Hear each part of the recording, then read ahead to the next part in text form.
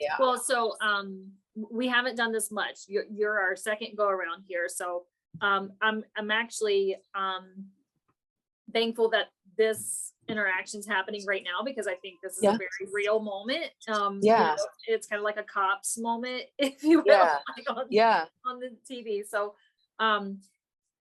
my name is Sarah. I'm the director of undergraduate admissions here, and obviously you've had some interactions with Dr. Shupp, but I'm also sort of a true crime documentary type of individual. I guess you would consider it a hobby. So this field interests me a lot, not in terms of a career, but in terms of how you kind of get through your day to day. And I think it's important. And I think Dr. Shupp agrees also that students are aware of, the ups and the downs, the things you remember, the things you would like to not remember. And then, just sort of your daily scope. What do you encounter on a daily basis? What are your favorite parts of your role? What are your least favorite parts? What are some of the more memorable cases that you've been on? So I want you to take a moment here and hopefully get a hold of your thoughts and then introduce yourself and kind of talk about your background, how you got into this role. And then we'll kind of get a little deeper, and hopefully you can share as much as you want about some of the cases maybe that you've been on. So I'll let you go ahead. Sure. Well, so my background is I went to undergraduate school at Hamlin University, which is in St. Paul, and I studied anthropology and criminal justice at Hamlin under the direction of Dr. Susan Meister. And she's actually the one that introduced me to forensic science. I didn't know, I'm pretty old. So when I first started when I took my first forensic science class, it wasn't really what it is today. There weren't a ton of programs out there for forensic science. So when I graduated Hamlin, she is actually the one that talked me into going right into graduate school and applying for a forensic science master's program. And there were only 3 in the country at the time. And I went to my letter of recommendation. So there weren't a lot of selection out there at the time. And I went to the University of New Haven school, and it was there that I really became interested in forensic science under Dr. When he started talking about blood spatter. And in some of the courses there under some of those forensic scientists, where I really, really started to develop an interest in that science. I did an internship at the Sacramento County Coroner's Office, and there I really started to become involved in death investigation. Then I took a job after my internship had ended. I was hired by the Sacramento County Coroner's Office as a autopsy technician, and started doing autopsies for them until I had graduated and moved back home to Minnesota, where I applied for a job at the Hennepin County Medical Examiner's Office, and have been there ever since. So for the last this will be my 24th year with the Hennepin County Medical Examiner's Office as a death investigator. So I've basically, So I basically made a career out of death investigation, because I find it extremely fascinating. It's a career that every time you go into work, every case that you take is a different case. You're never doing the same thing twice. Every case is going to be different. Everyone you talk to is going to be different. All the circumstances are going to be different. But to answer your original question, when the things that the most interesting cases to me are probably not the most interesting cases to other people. It's not those gruesome homicide cases. It's not the ones that are, just the ones that make the news. It's actually the very interesting young natural deaths that are the 20-some-year-olds that just have no medical history and are found unresponsive and deceased in bed. It's the ones that there's just actually no explanation for why they passed away. Because usually the other ones, the gruesome cases, there's usually, there's no mystery to those. Right. There's usually, the mystery tends to be who did it. It's not what happened. We know what happened. The cause and manner of death are usually obvious. But the other questions you had asked, the more difficult cases by far are the infant deaths, the children deaths. They are by far the most difficult. My favorite part of my job is being able to call a family member and tell them what happened. Not notifying family. No, that is not what I'm telling you. But calling a family and being able to give them an answer to what happened, so they know, instead of wondering what happened. Right. The other part of my job that's very rewarding is when I can help a family. When I leave a scene and I know that the family is better off having had me there than not, helping them, bringing some type of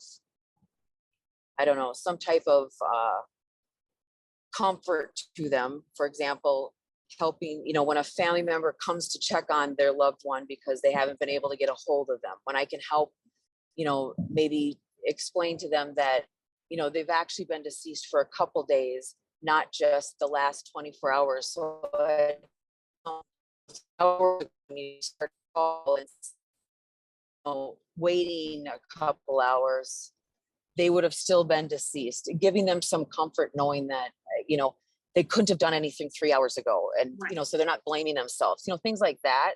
It's ironic you say that, because we had another death investigator said the exact same thing. But everyone always sort of stops and wonders if they had just been there a minute earlier, or had maybe changed their interactions from the week before, the day before, something like that, that would have changed the outcome. Absolutely. I think that's ironic that you said that. Yeah. I try to at least say something that will help them in some way. Those difficult cases, suicide, they're always really difficult for the families because there's a lot of self-blame. So I try to bring something from that. There's nothing positive. There's nothing positive you can bring from a suicide, right? But you can at least try to help them feel or bring something away from that. Like, okay, well, at least we know Sarah's no longer in pain, right? So Sarah's been suffering from a long 7 years of, pain. And now Sarah's at peace. I'll at least give them something they can take away from that and maybe hold on to, so they can stop beating themselves up. I know that they're better off having had me there than not. And if I can't say that, then I need to go back and do something different, And have you had any formal training and things like counseling or something in that realm that helped you talk to those families better, or was it just kind of on the fly? Well, I will say that you get better over time. So I certainly was not, I can think back and say that at the very beginning of my career, there are a lot of things I would have done differently. Maybe, I wish I would have handled things better, and you get better over time. But for the agencies that I work for, they do require at least because I do this part-time for other agencies as well, like contractually. But the full-time agency that I work for requires me to be ABMDI certified, which is American Board of Medical Legal Death Investigation. And so it's the national certification for death investigation. And with that, you have to, you have to meet a certain criteria. And one of those criterias is a level of training in dealing with family and grief and that whole area of expertise. So you don't have to, and then you have to maintain, a certain level of continuing education in that area. So it's not a certain degree, like you don't have to have a degree in psychology, but you do have to, maintain continuing education in that area. And it's directly related to families and grief and how we deal with death and dying. Yeah. But a lot of people in this field, what's that? Carrie, would you suggest a course in that for our program? Yeah, absolutely. So any yeah, program like that, you should have a course in counseling. There is definitely, I know that with the curriculum for the investigation, the medical legal death investigation course that I teach, in the curriculum, there is a unit that I do on grief. And I have because I think one of the best fields that deal with that in itself are funeral directors, because obviously they deal with it on the daily basis. And I have a funeral director that would come into my class and talk about that in particular, along with like the embalming process and, burial and things like that. But they spent, they would spend, 50 minutes talking about that death and dying and grief and how different cultures deal with grief differently. And they, the process of what happens after death and how they view death and dying. But and if it was a class done online, well, we would just do speakers, virtually, would be no different. But I think they're one of the experts, to be honest with you, on grief, because they're seeing it on so many different levels. I mean, I'm seeing the grief, because grief comes in so many different steps, right? So I'm seeing it initially when I'm doing the notification, when I'm out at the scene and we're having, different family members arriving at different times. And, it's the initial shock of it all, right? But the funeral directors, they're seeing it not only, 2 days later when the families are coming in making the funeral arrangements, but they're seeing it a couple of days later when people are coming in to make, arrangements. A couple of days after that, when they're coming in to verify paperwork and make payments, then they're coming in to do the services itself. You know what I mean? Like there's several levels to that, and families grieve for months, years, they never stop grieving. Right. Sarah, I can add that to my class this fall with Eric Shupp from Engel Shupp Funeral Home. I was going to ask you too. So we used to run the death and dying course as part of the forensic psychology curriculum. Do we still run that? I don't know. I think we still run it. I wonder if it's something that we could encourage your students to take if there was an elective opportunity. Yeah. Exactly. Because they go through an entire semester, what you're describing, Carrie, of death and dying, from now. I know that they've gotten coroners.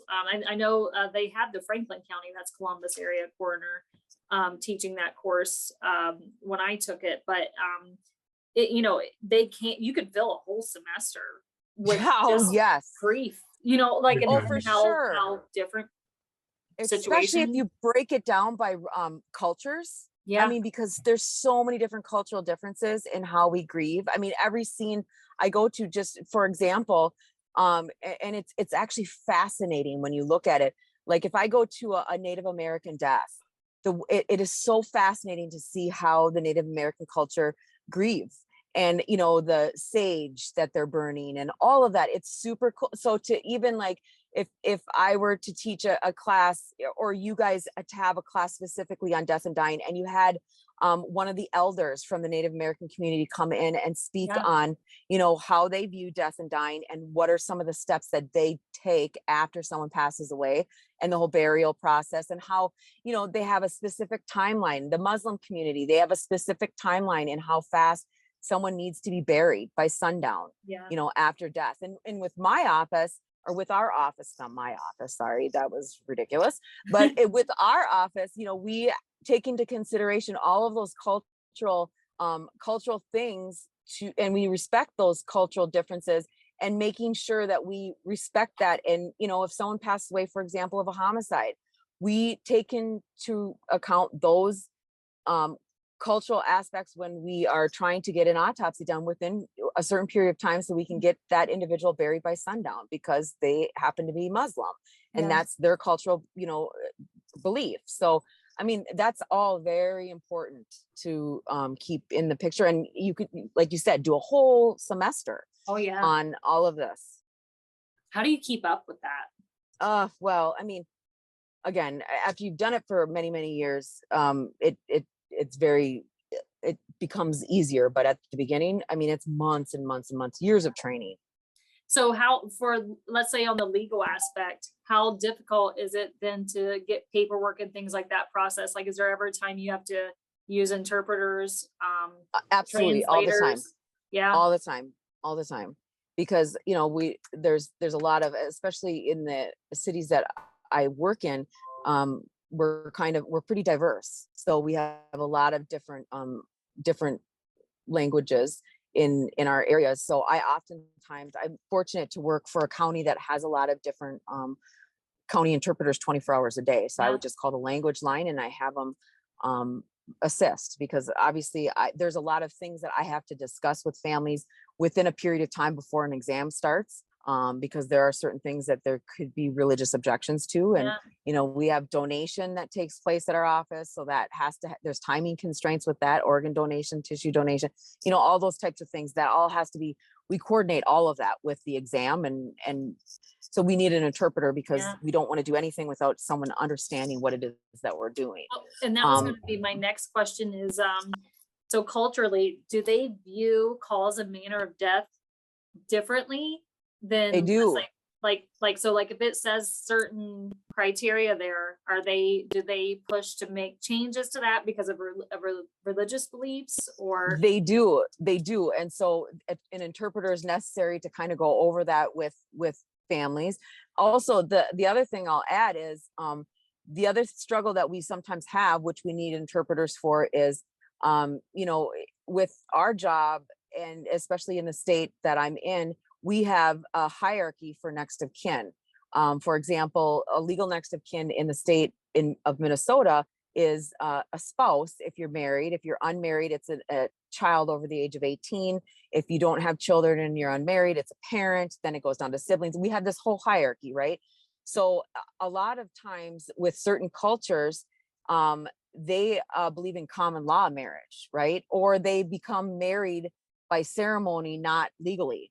And so it's very difficult for them to understand that here in Minnesota, you have to be legally married by actual ceremony and have a marriage certificate. So when we are working with families and it's time to make funeral arrangements, for example, if they're not legally married by contract and they're married common law or by ceremony, which a lot of cultures are just ceremony only, say a lot of African cultures, for example, they're married in their culture back home or in their country, and then they're here, that we don't recognize that here. It's not legal here. So then we have to actually figure out who the legal next of kin is, and that's who has to sign the documents. And it's really difficult because in a way we're not really accepting their cultural practices, and so we get interpreters involved, we get sometimes the consulate involved. I mean, it's dealing with a lot of different legal stuff, with a lot of different cultural leaders to help us working with the families. Wow. Yeah. Never thought of that. No. Yeah. Gary, I got a question. We can go back for a minute. You had two really unique majors. Yeah. Anthropology and criminal justice. Yes. And then I have a master's in forensic science. So how was it being in the class of anthropology when you want to be a CJ person, and how was it being your CJ classes? Some of the students when you had your anthropology background as well. I mean, because our students have to decide what they want to be. And what I realized in my classes that when they come to forensic science, they know they were different in high school. They know that they were intrigued by criminal cases and death investigation and everything else, but their friends will think they're weird. When they come to my class, they realize they're surrounded by people who all like the same thing. Yeah. How was it for you growing up in that same area, and how did you realize you wanted to be a DI when you were growing up? That's a really good question. I didn't know I wanted to be a death investigator. What I did know is I was more interested in bones. My favorite cases are when we recover bones and doing the recovery of bones, which is, the part of anthropology that I love is when we do the skeletal, when people find, and we get, probably 16, 17 cases a month through our office of skeletal bones. And sometimes Yeah. Oh, yes. But keep in mind, a lot of those are non-human remains. Right. So people find bones and then they give us, or then they call the police, and police will call us and say that we've got a potential human remain. And then we have to take a full case on that, bring it in, and determine whether or not it's human versus non-human. And it doesn't matter if it's literally a bone in a KFC bucket, it's still a remain.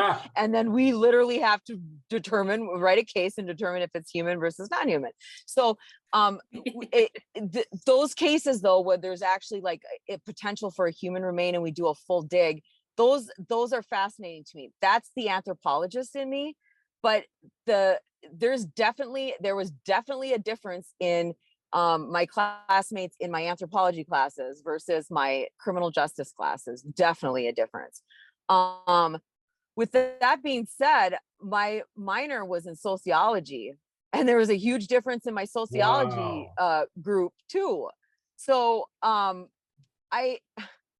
well, you're just missing some accounting and you're all set. I know, right? But then when I get to my master's program, that was very, very science-based. So then that was a whole different mix of people. The science-based groups are completely different, because that was all like chemistry and, blood and, completely different than my criminal justice group and my anthropology group. I don't even know how to answer that because they're all different. They were all a different group of people. But this is also so many years ago that it's not like the, because right now I go back and, I'm at the university teaching where I went to undergrad. So when I see the anthropology students now, they're completely different than the anthropology students when I was there, because it was a very small group of kids and the university is much bigger now. So I know I didn't answer your question. No, you did. And I think Okay. having those three sociology majors and the anthro and the CJ really helped shape you, because sociology dealt with the different cultures that you're surrounded by. Yeah. Yep. And then of course the agree. bones for the identification, and then the CJ for the legal stuff. So it was a perfect combination for your career right now. I agree. Big time. Carrie, do you remember the first case you were ever assigned to? Yes, I will never forget it. It was, at the beginning of my career, we worked with partners. Now we don't work with partners anymore. Obviously, everywhere is understaffed, and you're just solo. But the very first case, I worked with a partner, and it was Hi, this is the St. Michael's Clinic, and I am just calling. I actually had to work with a partner, and he it was my case though, but he was coming with me to mentor me, and it was actually a really good case for someone who was learning. And it was an individual who it turned out to be super interesting, because it ended up being a serial type situation. It was a prostitute who had been beheaded. And we went out on just the skull that was found in a park. And that was my very first case as an investigator for the county that I worked for. It was more than just, it was just the head. It was just the head. So she still had some tissue to her face, but not like complete. She didn't have all of the tissue. She still had some tissue left. She had some hair left. And then it was skull. And the reason why she didn't have all of that is because there was some animal activity to her face that had removed a lot of her tissue. Boy, they really got you good on the first case, huh?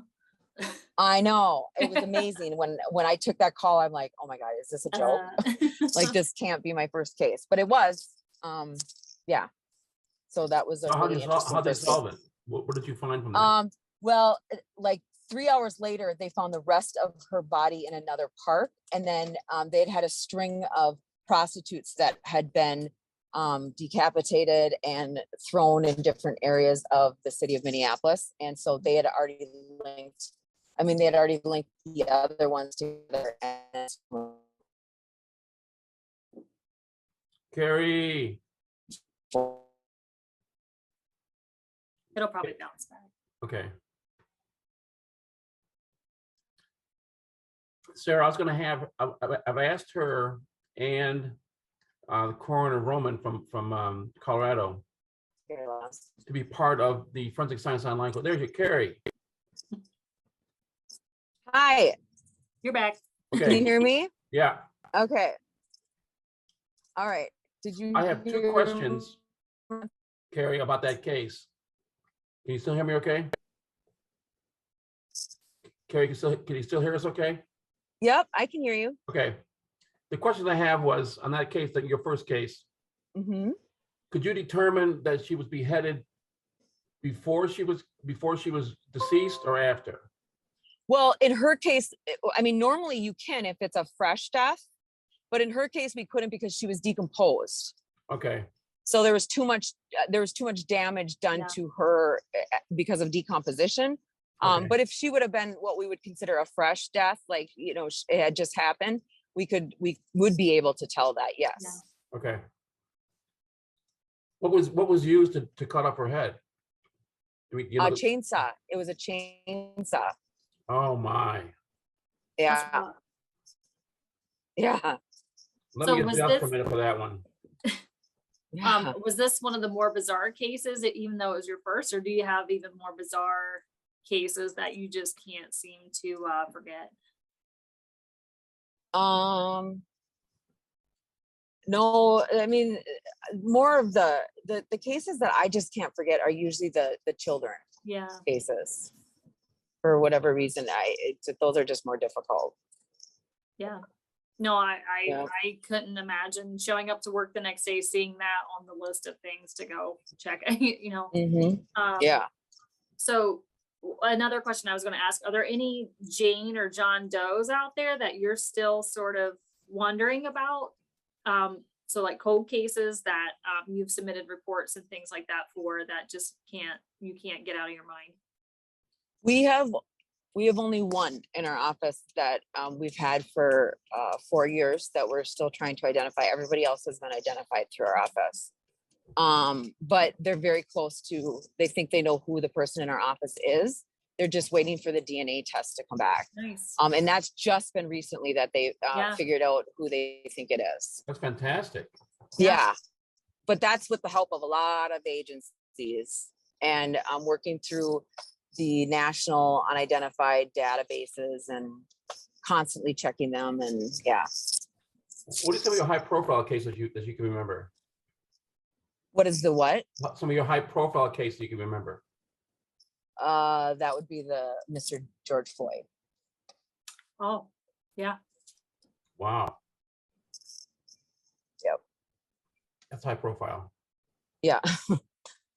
How many cases a day do you usually have? And is it worse in the wintertime or summertime? And how did the pandemic affect that? The pandemic, well, I would say quadrupled our caseload.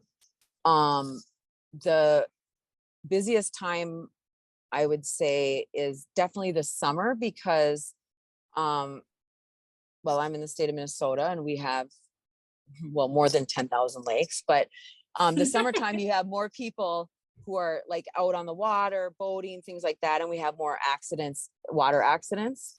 That definitely increases. Well, it depends on the manner of death. So we definitely have more water and outside accidents in the summer. In the winter, with the ice and the bad roads, we have more motor vehicle.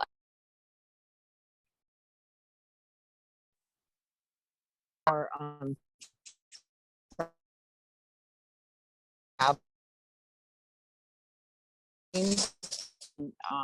colleges. Let's see. How hard I mean, A typical day for us. No, go ahead, Carrie. I'm sorry. You go ahead. I'll ask when you're finished. Well, I was just going to say a typical caseload for us. A day we take anywhere from 55 to 60 cases a day. However, not every one of those cases require us to go out to a scene. And, you know, some of those scenes we would handle over the phone. We would make a scene visit on probably, I don't know, 8 or 9 of those scenes or those cases. The rest could be handled over the phone. Mm-hmm. Does that When you make say sense? hang on one second, Sarah. When it came to pandemic, you said it quadrupled. What manner of death quadrupled was the greatest one during the pandemic?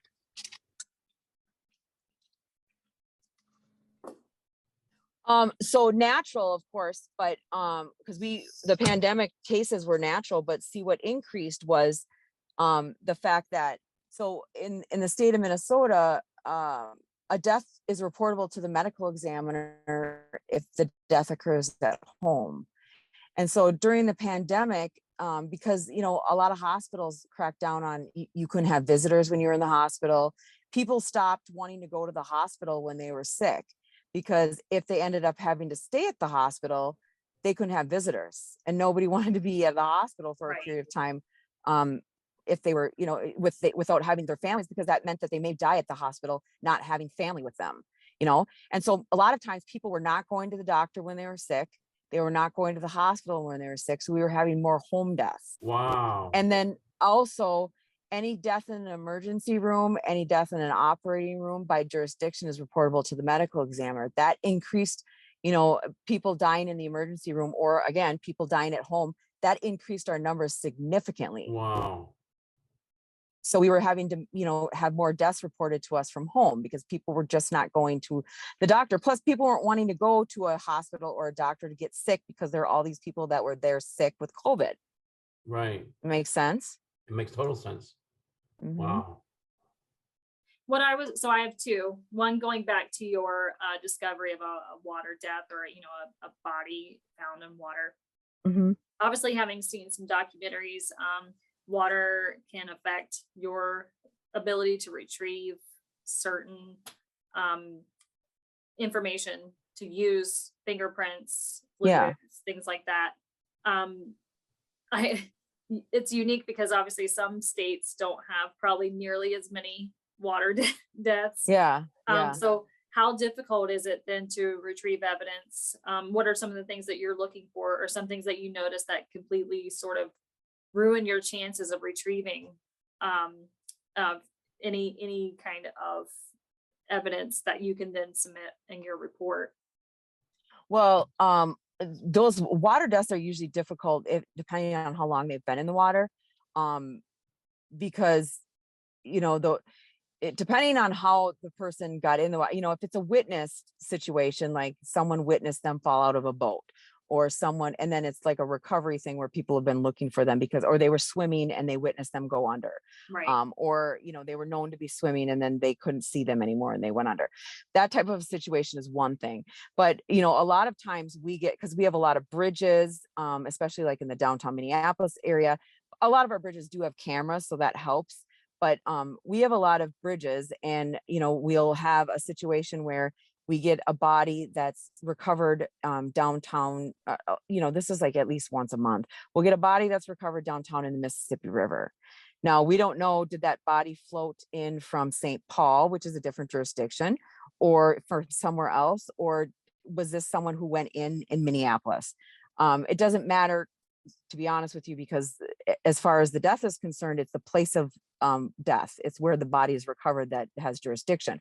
But the question is, did this person, because let's say the person had like superficial injuries that are consistent with being in the water, like, little scrapes and scratches from like, rocks and, different debris that's in the water, right? Yeah.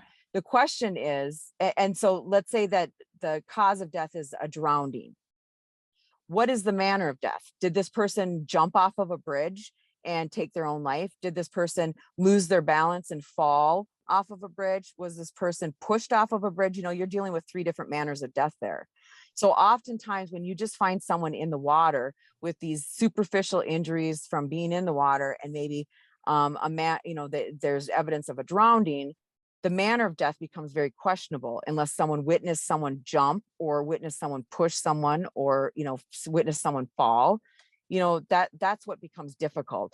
But if you see like obvious a gunshot wound, or sharp force injury that suggests someone did something to someone, or something that in the lines, because a gunshot wound's not going to go away. The evidence Right. of a gunshot wound won't go away in the water, or sharp force injury won't go away in the water.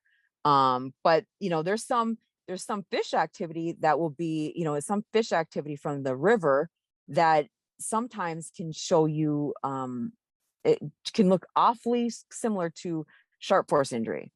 So you have to be careful.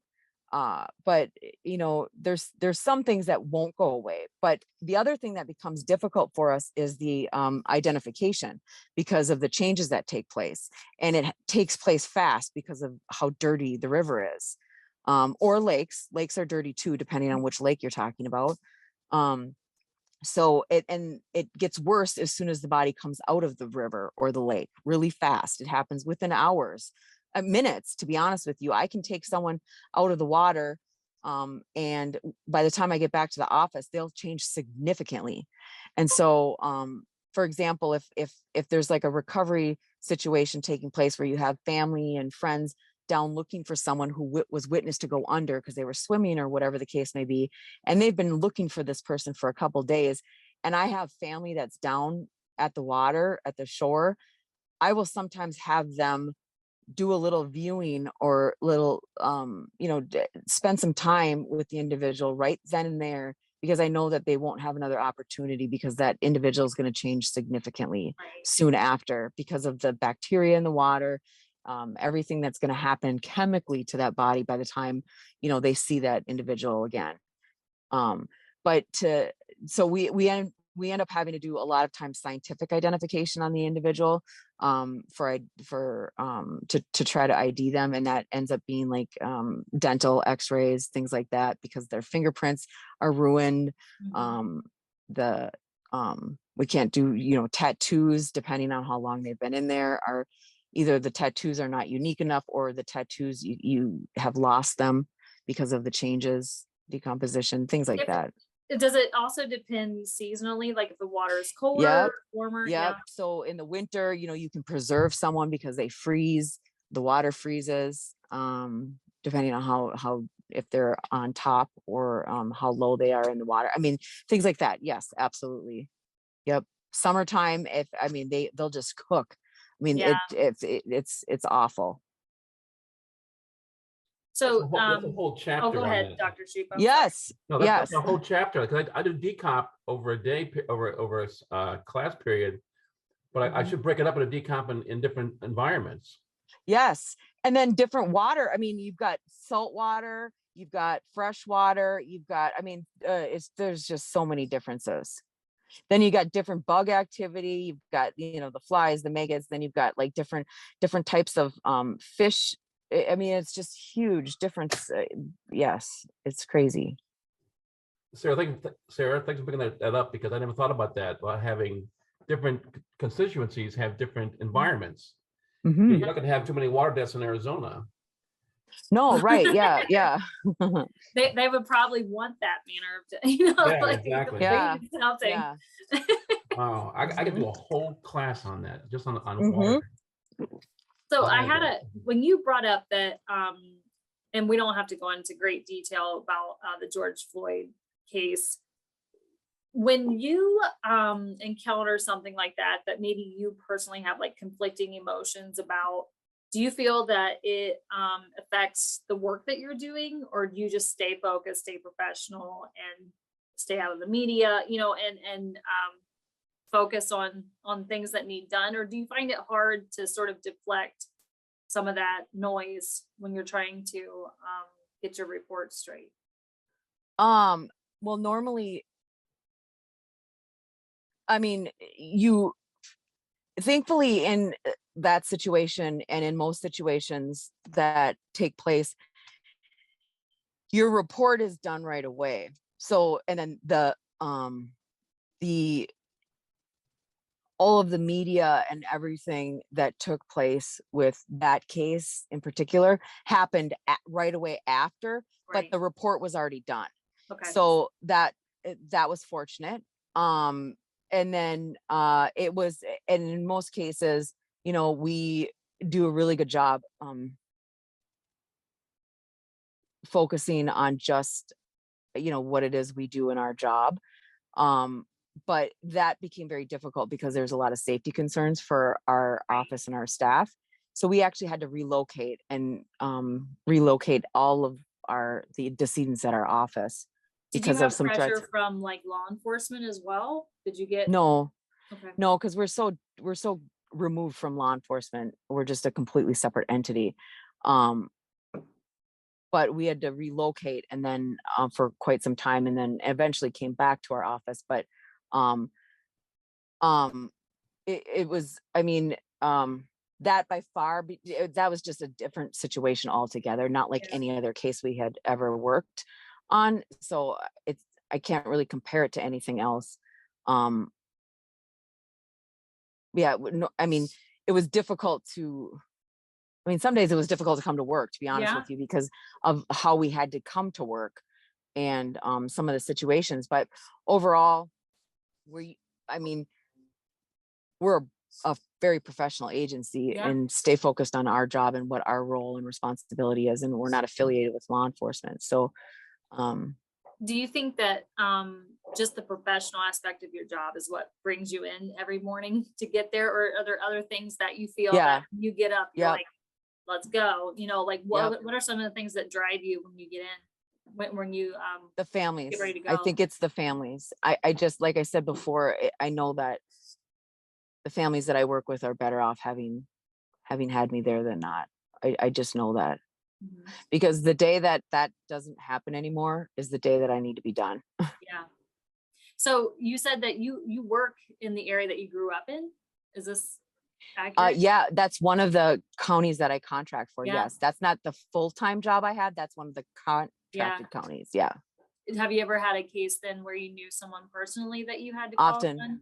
Yeah, I often. bet. So, but I do not work that case. I call someone else Yeah. because of the conflict of interest. I mean, Right.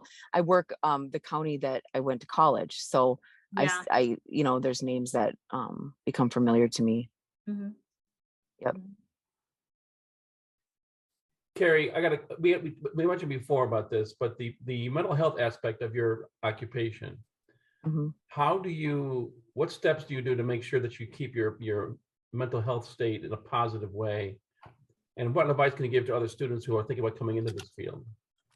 Well, I think number one, you have to have some positive something that you can go to that is positive, where you release stress, like whether it's the gym, or whatever it is that you like to do, reading or exercising or something that doesn't include chemicals, for sure.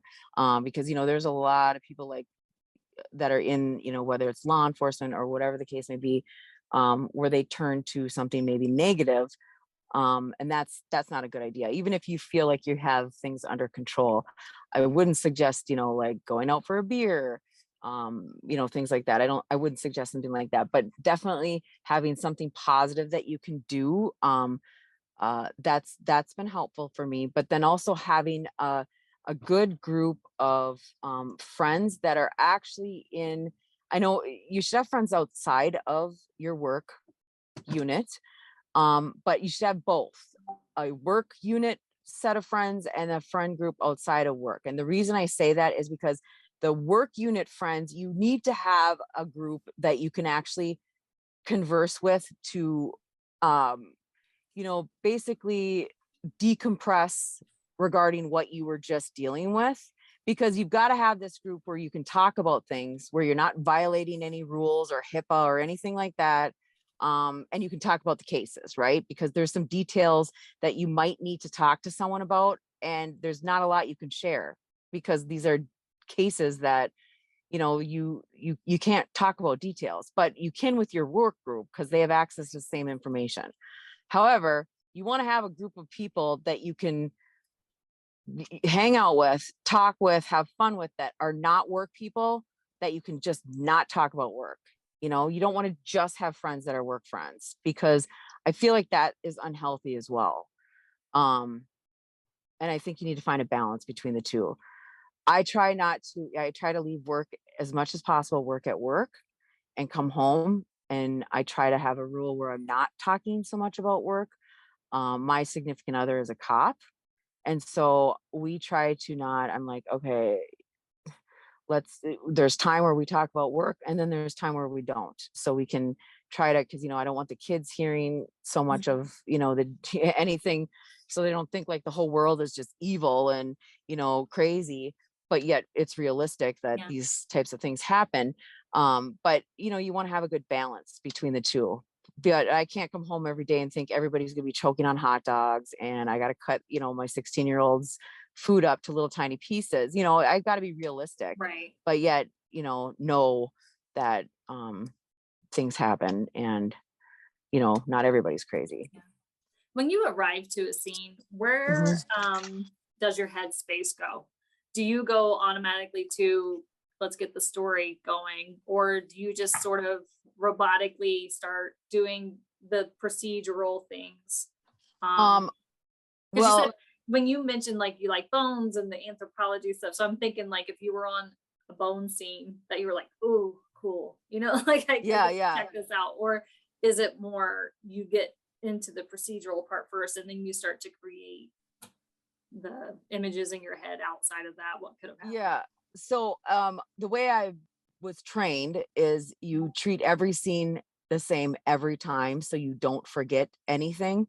So if I'm out on a homicide, I'm going to treat it the same way as I'm out on a natural death. So I'm not missing anything because, just because someone is like an 85-year-old found deceased in bed with, 52 things medically wrong with them, that doesn't mean that someone didn't do something to them. And you need to remember that, check the garbages, check, do everything the same every single time. I do that, but there are certain scenes that the circumstances are different. Like you said, you're out in the middle of the woods on a bones case. Well, you still go through the procedures, but things are done a little bit differently. I do follow a step-by-step process, to be honest with you. Like the first thing I make sure, instead of, I find the, person that's in charge at this, who's this leading officer, and talk to them to figure out what's what. And then, find the family first to introduce myself so I can tell them who I am. I hate people just barging into houses and start walking around and families like, well, who's here? What's going on? I'm always like, this is who I am. This is what, I'm going to go in, take a look at things, and I'm going to come out and talk to you. So they know who is walking through their house. I mean, I know that this might be a crime scene and, people are taking over, but I don't like to just walk through people's houses so they not know who's doing what. Like there's certain steps that I do take, and I take the same steps every time. But scenes will change sometimes the order in which I can do things.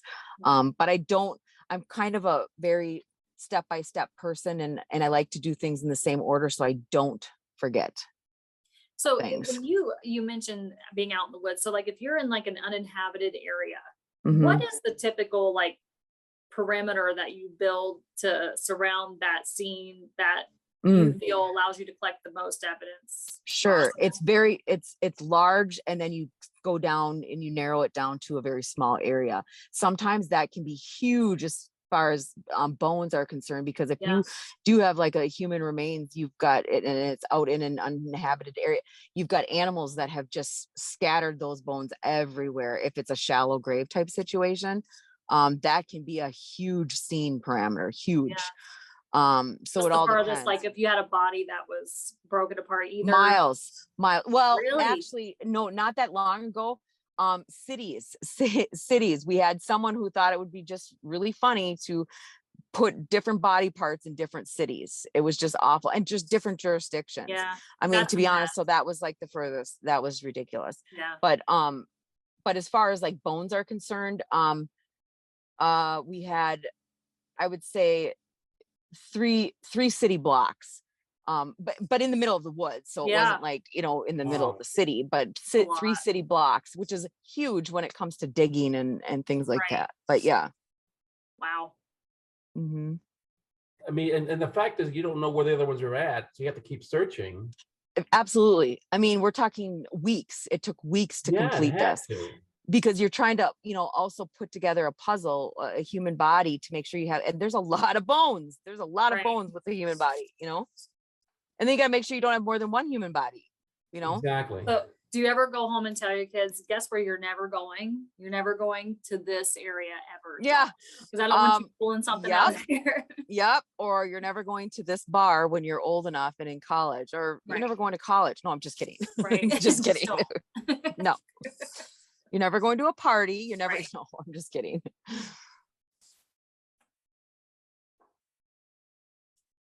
I don't know how you could. Carrie, one dissociate question for you. that. We had a discussion about different types of suicides last time, and also in my class, because I have a lot of as I told you before on the phone, I have a company that cleans up crime scenes. Yeah. And so he sends me the pictures before he cleans it up, so I can show my students. We got to figure out homicide, suicide, what method of was used in the death, and so on and so forth. What was your most unusual suicide, if you can recall that?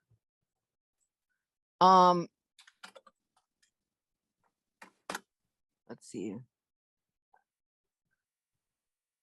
My most unusual suicide was with oh gosh, it was with well, there's two of them. I can't decide which is more. I had a individual that used a nail gun to shoot himself in the chest, like, you know, a nail gun. Yeah. With those little nails. The reason why that was crazy, that was difficult, is because we actually didn't see, the nails are so thin and small. Do you know what those nails look like? Yeah. That we actually didn't see the injuries to him initially, because the nails are so small, you couldn't actually see them to his chest. What actually triggered the thought is there was a nailer laying next to him, and he was lying supine, so lying on his back, laying next to him on the floor, and it was plugged in, and he was just laying in the middle of the floor. He didn't bleed because those nails are still in position. They didn't move. Right. So he's not bleeding at all. He's bleeding internally, right? So he's laying there, and you don't even see externally any marks at all to him, because those nails are so tiny. But as soon as, you know, I'm like, why is this nailer just laying next to him and is plugged in? Like, this doesn't make any sense, because there's no note, there's nothing to indicate that he took his own life, but there's this nailer lying next to him, and he's lying on his back in the middle of the living room. So I was like, that's just so weird. So I'm looking at him, he looks great. There's nothing, you know, externally that I can see wrong with him. But then I start, you know, examining him, and I put my hand, a gloved hand, on his chest, and to feel his temperature, to see how long it had been since he passed away. And I was assessing his rigor in his arm. And as soon as I touched his chest, those nails had moved. So he started bleeding profusely. Wow. And then I was like, oh my gosh, he used the nailer on his chest. That was very unusual way. And it turned out that when we got a hold of the next of kin, he had sent a suicide note through his text. So that was one. And then the other really unusual one. Hang on. How many did he have in him? 50. 50. So you did an x-ray on He him. made it that far. Yes. Can you believe that? I mean, they shoot out a lot though. So, but yeah, I mean, because you can actually, I mean, even with a gunshot wound to the chest, depending on where you shoot yourself, you can actually walk around and bleed internally for a little bit of time. So yeah, he got 50 to his chest. But the other unusual one was a female who she worked at a vet clinic, and she had taken some medication, a ton of vet meds. I don't actually remember exactly what they were, brought them home with her, checked herself into a hotel, and set up basically a little cocktail of different medications through an IV, set an IV up in her arm, and hung it up on the bed at the hotel, and ran an IV in her arm, and overdosed on a bunch of really, really crazy meds that are for a bunch of animals. Yeah. And then she had left a bunch of notes. Those were probably my craziest. Yeah.